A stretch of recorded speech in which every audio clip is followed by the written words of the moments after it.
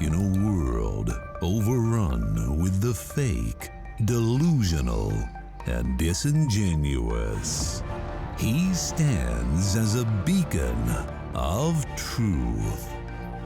He is Abuki Cabal.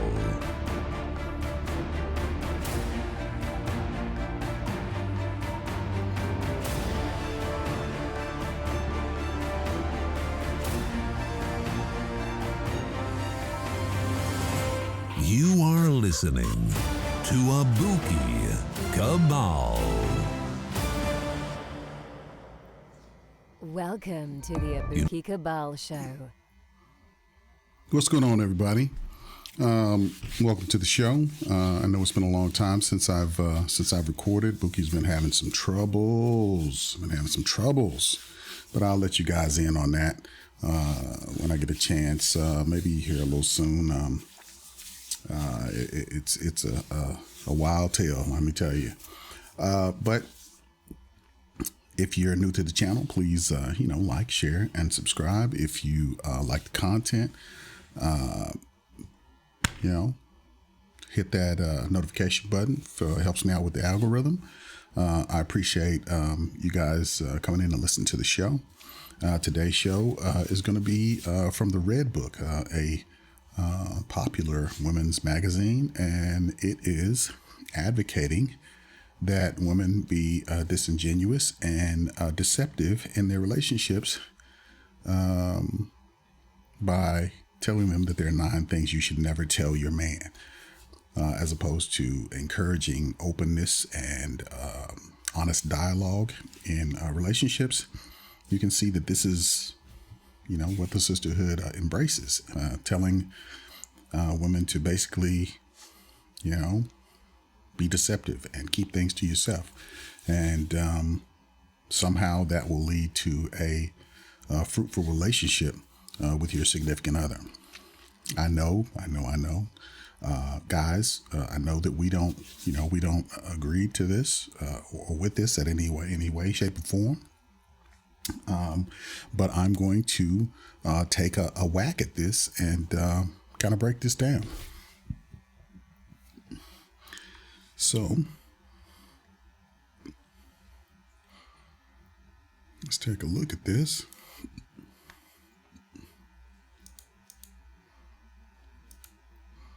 And there's the article there. Looks like they took the image down. So let's set this up. Okay, here we go. 9 Things You Should Never Tell Your Man by Miranda Davis, published October 30th, 2001. This image is not available. Media Platforms Design Team. I have a verbal hangover from something I said. Okay, yelled, during a fight with my husband last night. Something I swore I would never tell him. I know what you're thinking, that married couples should have no secrets from each other. But I'm here to tell you that's bull. There are certain things you should never tell your husband, no matter what. When it comes to preserving marital bliss, Grandma's old adage still holds true: what he doesn't know can't hurt him. So after years of watching my friends step right in a big pile of it, and though I'm practically blinded by this big mouth hangover, I've made a list of things you should never, under any circumstance, tell your husband. 1. Never admit that you hate. Okay, I'm gonna pause it for a second, but do you guys, agree with that? That basically, there are some things that you should never tell a husband. Is there anything that you wouldn't want your wife to tell you, or that you wouldn't want to know about before you married a woman? Because I'm sure you're going to try to vet her appropriately and try to ask the right questions and try to get down to the bottom of who she really is and how she's going to be in a relationship with you or marriage with you. So if this person is being told by their mothers and grandmothers and whatnot not to tell a man certain things under any circumstance, then you're starting off on the wrong foot, I believe. But you guys let me know in the comments what you think. And let's pick this back up. Hate his mother. Even if he badmouths her first, the silence is golden rule. It can be tempting to add your 2 cents as your husband is telling you yet another story about his controlling, manipulative, Batinsky mother. Tempting to say, "You think that's bad? The other day she told me all of our son's good qualities come from her. She's just a delusional, dried up old cow who wishes she could be married to you and who resents the hell out of me just because you love me." Take a deep breath and hold your tongue. Remember, he can say whatever he wants, because she's his mommy. If you agree too adamantly, bad things will happen to your relationship. Not the least of which is that your husband will never let you forget your slip-up and will preface everything he says about her with, "I know you hate her, but to be safe, apply this rule to all blood relations, particularly stepkids. Save your opinions about his family for your girlfriends or your shrink and you'll live a much happier life, trust me." More from Redbook. Studies show that father-daughter relationships are. Okay. So, if that's the case, if you honestly feel that way about this man's children or his mother and whatnot, I mean, don't you think that it would be better for you to just not get involved with a man who you can't feel the appropriate kinship to his mother, his father, his stepchildren? Because, I mean, here we get off into, if you get involved with a single mother, she's going to expect you to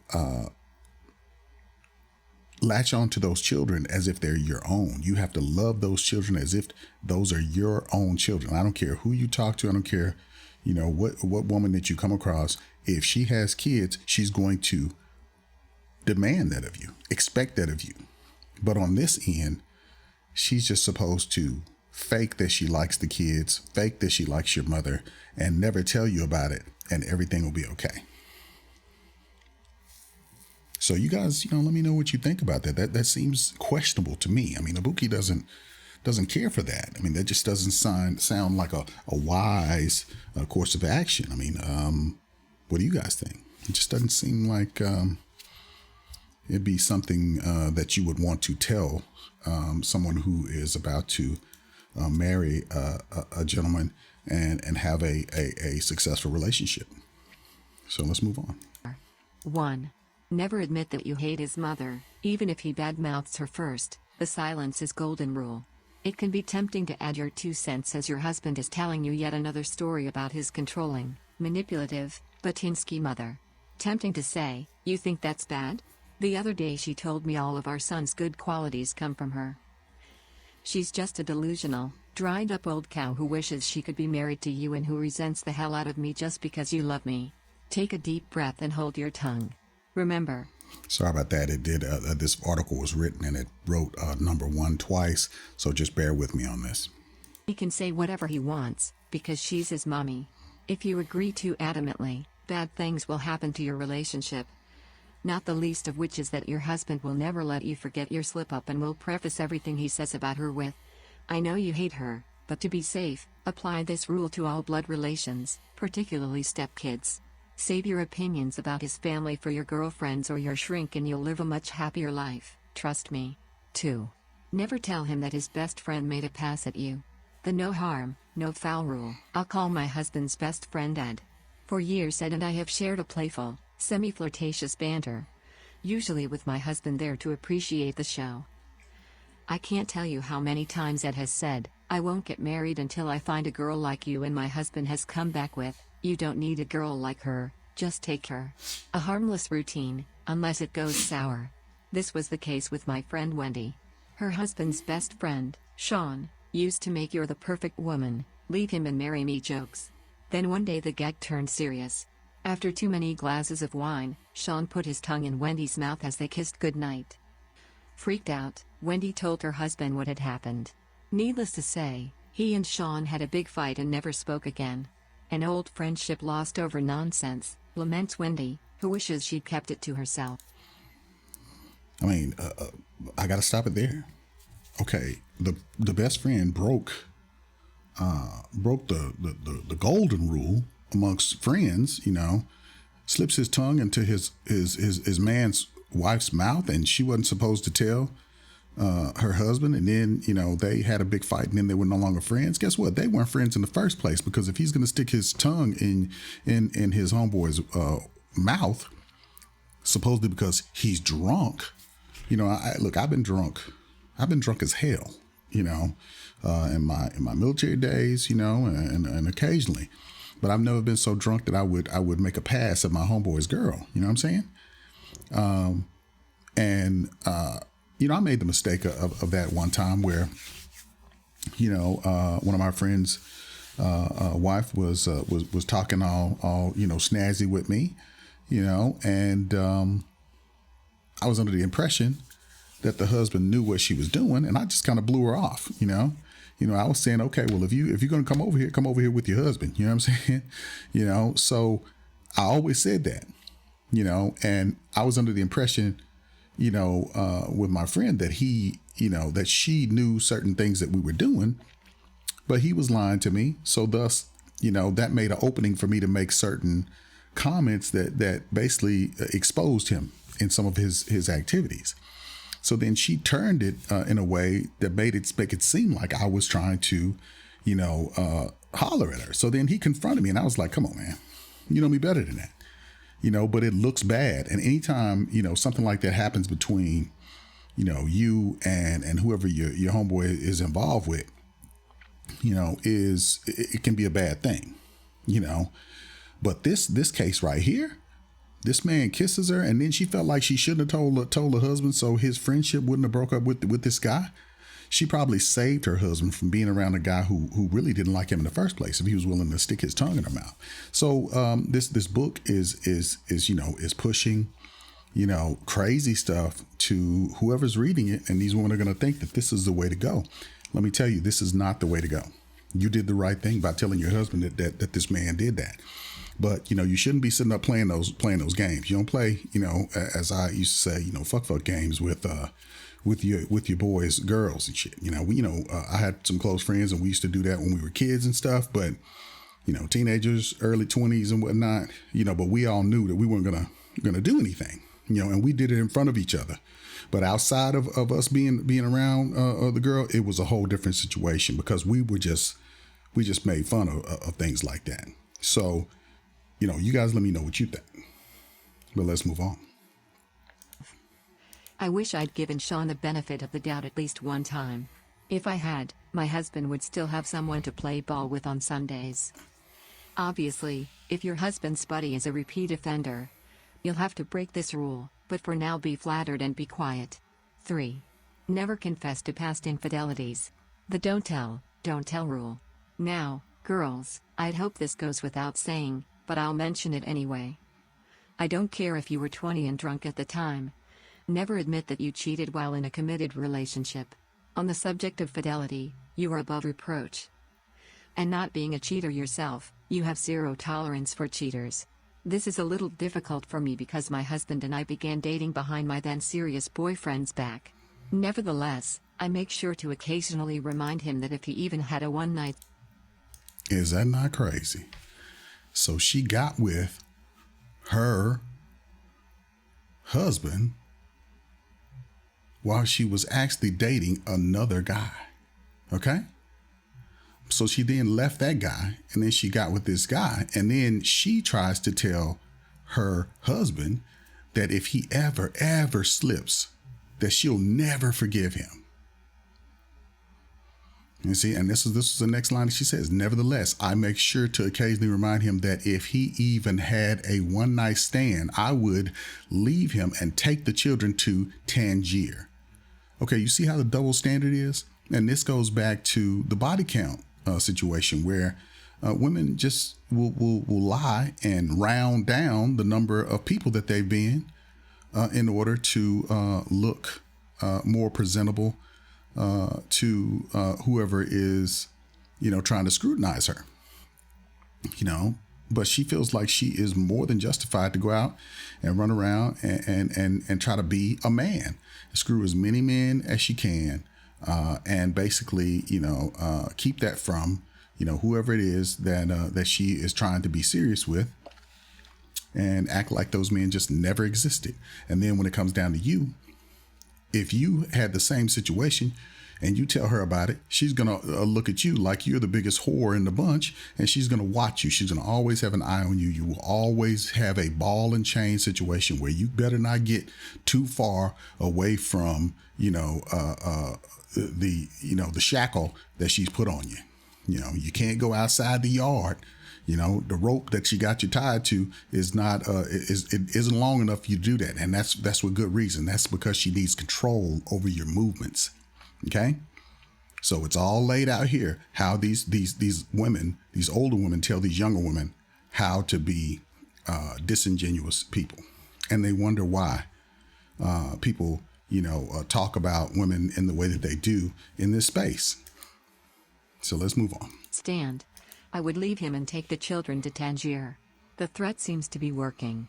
But in all seriousness, you have to ask yourself how the relationship could possibly benefit from your true confessions. And I think you'll see the answer is not at all. Doubt can do serious. But, okay, she's saying that how could the relationship benefit from her true confessions? It's because the relationship is supposed to be based on honesty and trust. And if you're never honest in any way, shape, or form from the beginning of the relationship, then how can trust ever be established when, you're going to do whatever it is that you feel like you need to do, and basically, camouflage that and act like it never existed, like you're some kind of secret agent. That's why men don't trust y'all. And women come out saying that men are dogs and all this kind of stuff, and it's not based on any kind of evidence, because they say this before they even get in relationships. You have girls who haven't even been in a relationship saying that, the black men are dogs and all this other kind of stuff, and look at what these women are telling these girls to do. Never ever tell how many people you've had sex with. Never tell that you've ever had an infidelity, round down the number of men you've been with, never own up to anything, never have any accountability for anything. And you wonder why these women are just dysfunctional all the way up into their 50s. So let's move on. Serious damage. 3. Never confess to past infidelities. The don't tell rule. Now, girls, I'd hope this goes without saying, Jesus. But I'll mention it anyway. Okay, it did it again, I y'all. don't care if you were 20 and drunk at the time. Never admit that you cheated while in a committed relationship. On the subject of fidelity, you are above reproach. And not being a cheater yourself, you have zero tolerance for cheaters. This is a little difficult for me because my husband and I began dating behind my then serious boyfriend's back. Nevertheless, I make sure to occasionally remind him that if he even had a one-night stand, I would leave him and take the children to Tangier. The threat seems to be working. But in all seriousness, you have to ask yourself how the relationship could possibly benefit from your true confessions. And I think you'll see the answer is not at all. Doubt can do serious damage. 4. Don't tell him that one of your girlfriends is cheating on her husband. The keep your big fat mouth shut rule. Just keeping your own past slip-ups under wraps is not enough. In general, you must act as though infidelity is equal to murder. You know it exists, you've read about it in the papers, but you certainly don't know anyone who has actually committed it. This won't always be easy. Okay, guys, does that sound familiar? When they always say, I don't know anybody in my circle that's like that. I don't know any women who do that kind of thing. So you must be, that must be the type of women that you're drawn to. Now, you see where that comes from? That's just a part of the script that's been handed down by the sisterhood. Okay? So you hear it right here. This is where they get that from. And this is where they try to, play on your sympathy and your kindness to let you give them a pass. Don't do it. Demand honesty in every aspect of your relationship. And if you can't handle being honest with me, then you need to hit the streets. You know what I'm saying? If you can't tell me, if you even have any inkling that there's something that your wife or your girlfriend is keeping from you because she feels like there's certain aspects of her personality that she needs to keep from you, get rid of her. 86er, as fast as you can. Okay, let's move on. Last year, a friend of mine was having a full-blown affair with a guy whose kid went to our daughter's school. Keeping this from my husband, who would have eaten it with a spoon, was harder than childbirth. 5. Don't say he's not as hard as he used to be. The "it's your memory that's getting soft" rule. So your husband doesn't have the demescence of a 20-year-old frat boy. I bet you don't have the stamina of Venus Williams. I say this not to make you feel bad about your own aging body, but to help you appreciate, or at least accept, his. I defer to my 4th grade teacher: children, if you don't have anything nice to say, don't say anything at all. And hey, belly or no belly, if he's still trying to impress you in bed, you've got it made. 6. Don't make him feel impotent about work. The "I believe in you no matter what" rule. This is the rule I broke last night. Usually when my husband comes home from work frustrated or angry about his day, I encourage him to tell me what's on his mind. I listen intently, try to offer advice, and always make it clear that I'm on his, our side. But truth be told, I think he and his boss have a serious communication problem. Yeah, his boss may be a jerk, but he is not a mind reader. When my husband was passed over for a promotion recently, I endured his victim routine for several days. Then, last night, I let loose. "You expect people to know what you want when you don't even know what you want," I yelled. "That's what's holding you back at work. Forget the promotion, you're lucky you haven't been fired." The look on his face told me I'd hit. Now, what do you think about that, guys? I think this goes into that recently on a couple of other people's pages where they've talked about how women feel like they have to basically tell men how to act, tell men how to negotiate situations as if they're children. And unfortunately, men in this situation, if you are doing the job and you know that they're giving you accolades at work, but then they pass you over on a promotion, you don't have to say, "Hey, I want that promotion." A lot of the times, you know who is up for that promotion. You know who's doing the job. They know who's doing the job. They know who has spent, has the greater amount of time on the job and the greater proficiency. So if you're passed over, it can be due to other political things. And sometimes women don't know how men act towards each other. Men almost act like, male bulls, tigers, and whatnot. We fight for dominance in crazy ways, sometimes subtle ways and sometimes more violent ways. But it doesn't mean that we don't necessarily like each other. We may still get along with each other, but we still are pushed by instinct to basically give each other friction in some ways. Okay? Women don't know what that entails or how to negotiate that because they just don't know. They're not men. So she takes this perspective that, "Oh, you're lucky that you haven't been fired." The look on his face told me I'd hit way below the belt. Yeah, because you just said some stuff that you really don't know what the hell you're talking about. You've never been on his job. You don't know what the atmosphere on his job is. It's just the way he describes it to you. And I know we as men, even myself included, when I explain things about my job to my wife, she doesn't know what the fuck I'm talking about. She doesn't have a clue about what I'm talking about. She only has a surface level description of what I have to endure at work. So whatever I tell her, is good. Whatever assessment she makes of the situation is going to be a very shallow and surface level. So you have to take that with a grain of salt. But here again, too, you see with a black woman, you're going to see that she's going to be very, very,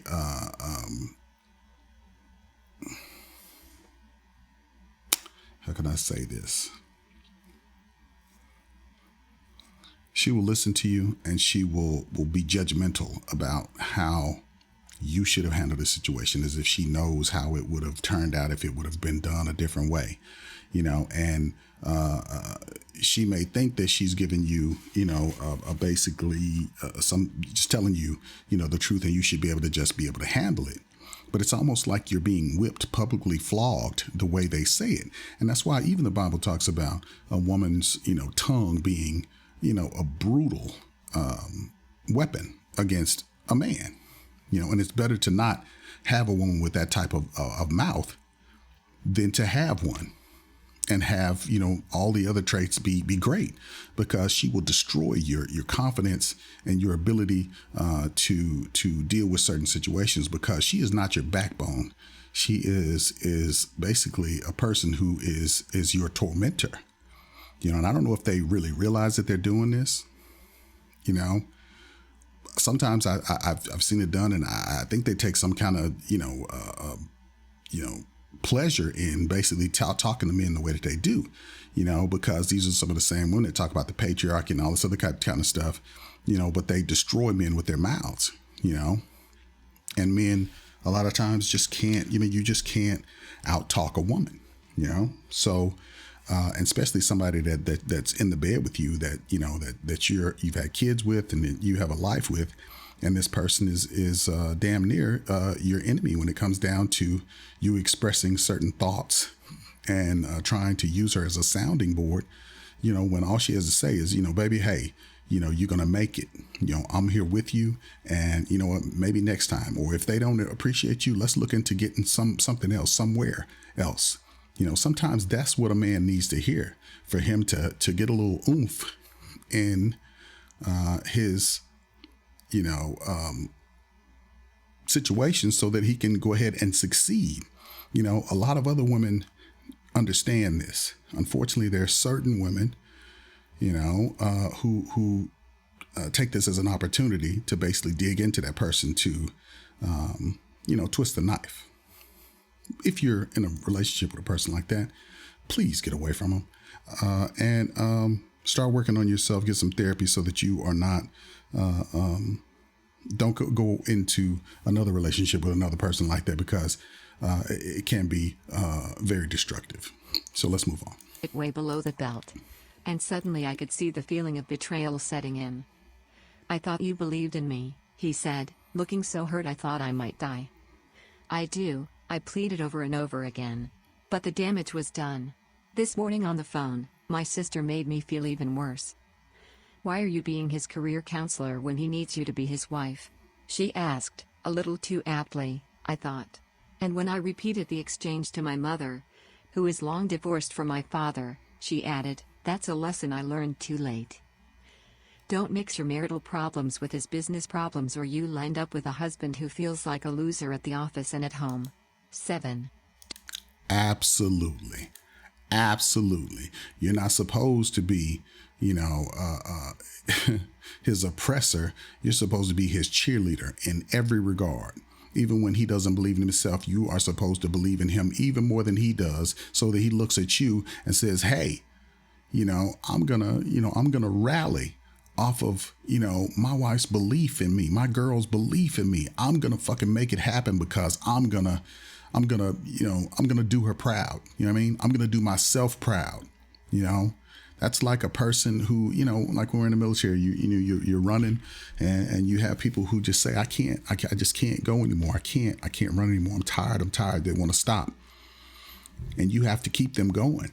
Tell them, think about something else. Don't think about how tired you are. Don't think about how your joints are hurting or whatever the case may be. Think about something else. Distract yourself so that you can go further than you even believe that you can go. That's what you have to do. So let's move on. Don't tell him you want a divorce unless you really do.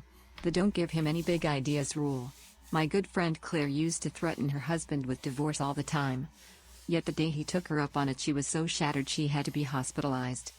A year later, her ex-husband told me, every time we had a fight, Claire would say maybe we should split up. Honestly, I couldn't live with that hanging over my head anymore. I believed she had one foot out the door. When I told Claire what her ex had said, she sighed, oh please, I would never have left him. He was the love of my life. I know we've all been tempted to... Okay, so why would you sit up and say a bunch of mess that you really don't believe, that you really don't want? So here's another game that women play where, they say these things as if, they're going to hold this doomsday scenario over you as if, it's a way to control you.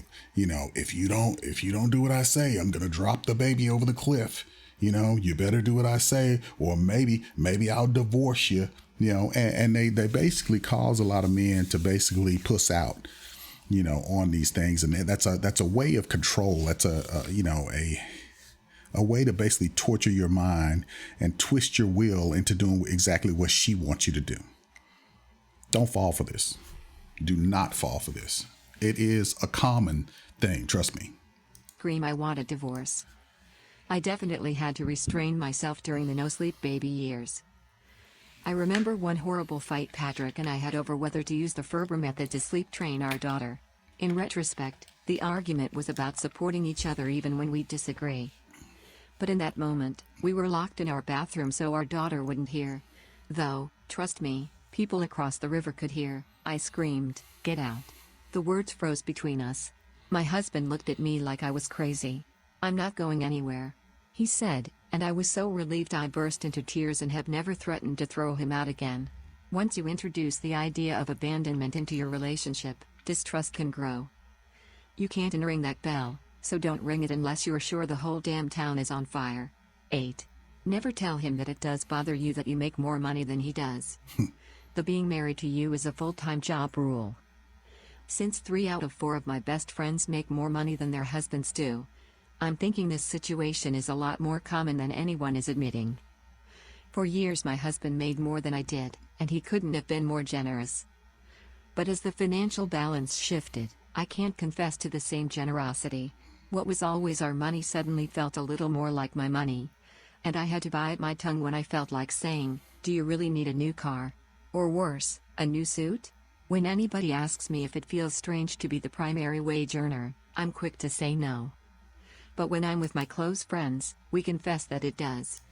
Okay, now here you have it. Women want to make all the money, but they don't like the role reversal. My money is my money and your money is my money with women. So here you have it. When they have to pay for something, it's an issue. It's like pulling off a piece of skin and giving it to you to be grafted on to you, to save you. It's like, it's the most uncomfortable and just worst thing that could happen is they have to pay for something in a relationship for their husband or their boyfriend or whatever the case may be. But if he's making more money, she will never say, "I really don't need those shoes. I really don't need another dress. I really don't need another outfit. I don't really need to take that trip." But when comes down to doing something for you, oh, you don't need that. You don't need a PlayStation. You don't need that computer.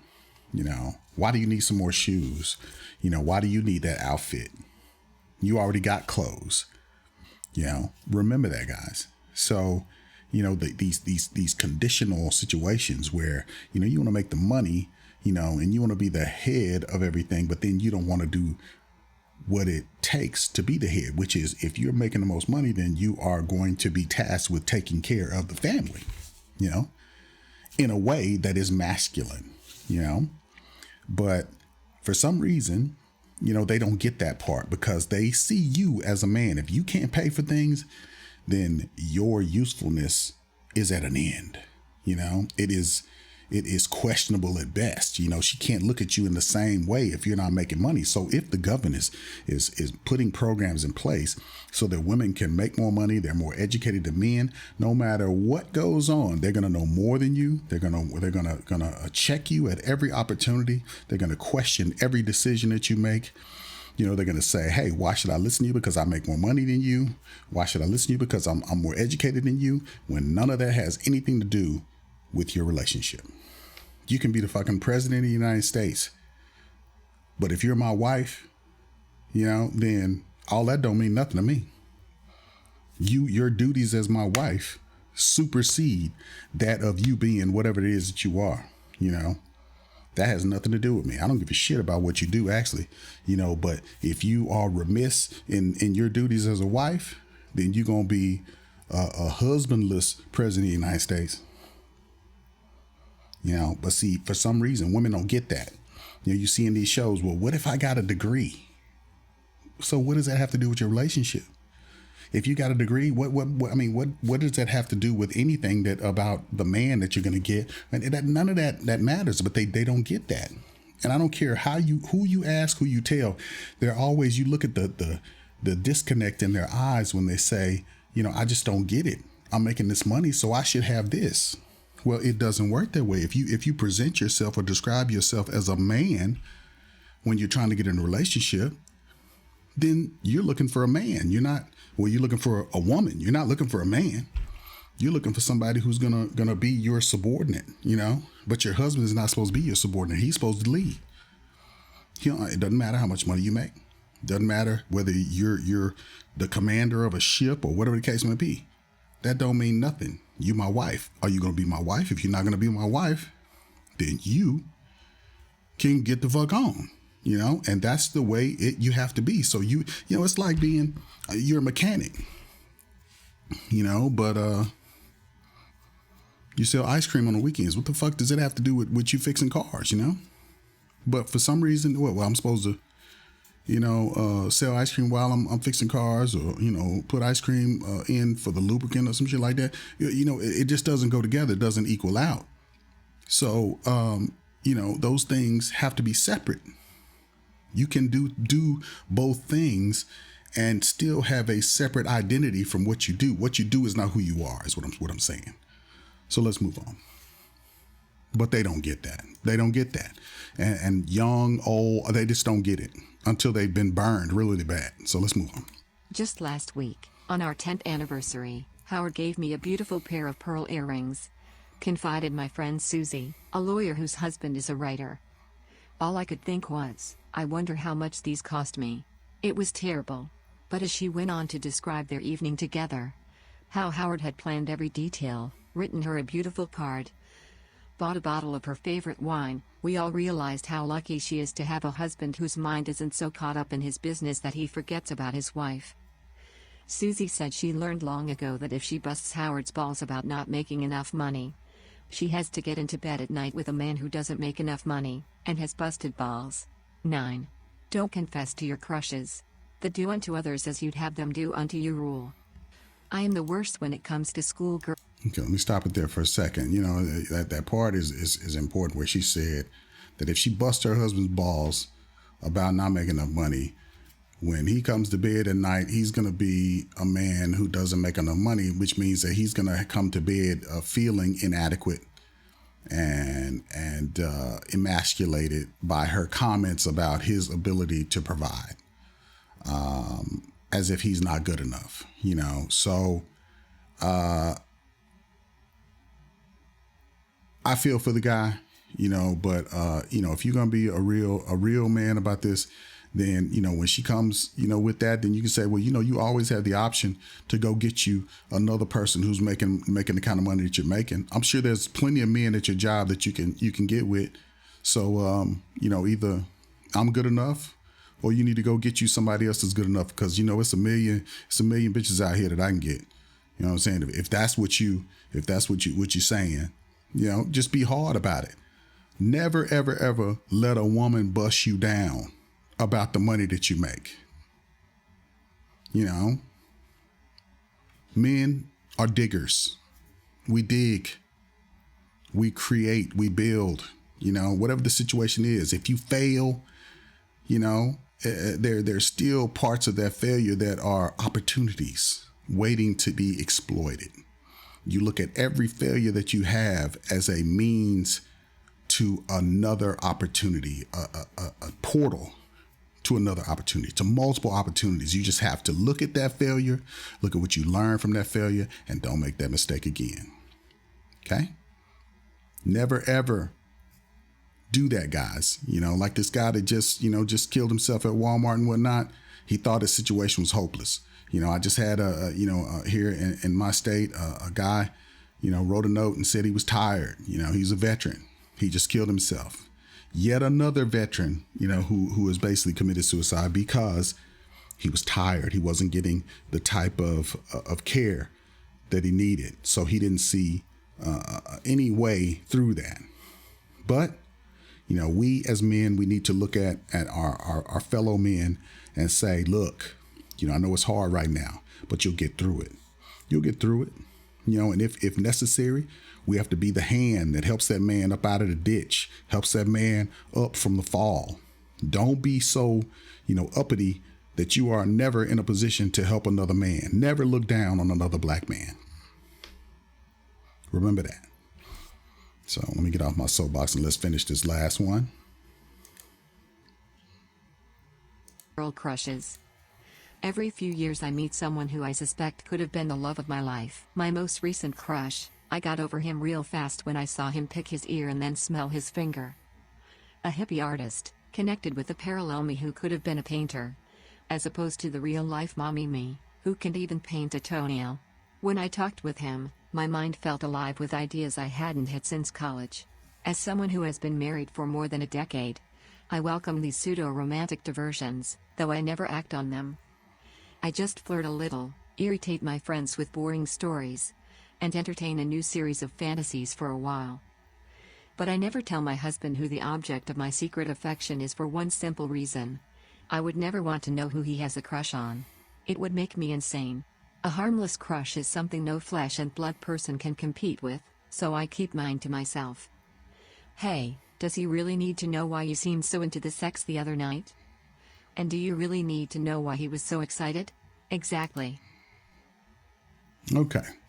So, that's interesting. As you can see that she talks about not confessing about crushes, and she talks about the men that she sees, and what she fantasizes about these men being. But then when she actually sees these men picking in their ears and whatnot, and, the hippie artist, and her beliefs about, what he is as opposed to what he really is. It's that Disney fantasy. It's the princess and the many suitors and whatnot, So as you can see here, you see that women, even if they're in relationships and married for years and years, they're still fantasizing about other guys, for some reason, that's what keeps them going. It's, am I still attractive? Can I get a younger guy? You would be surprised how much they really, really want to be like men. Everything that they do as little girls, it's even they say, well, why can't I, go and do this because Tommy's doing it? And that same attitude is, just a perpetual thing throughout their entire lives. So, you guys, tell me, what you think about this article and what you think about my take on this article. I thought it was interesting that you would have point women in a direction of deceptiveness and, disingenuine responses, covert actions, instead of honesty, the things that they demand from us. Just tell the truth. You lie all the time, but then they don't tell you about this. They don't tell you about, the pointers that they get about, lying and, not being what they demand of us. So it's been fun, guys. I hope you like the show, and please like, share, and subscribe. And I will see you guys in the next one. I feel like a motherless child, a long way from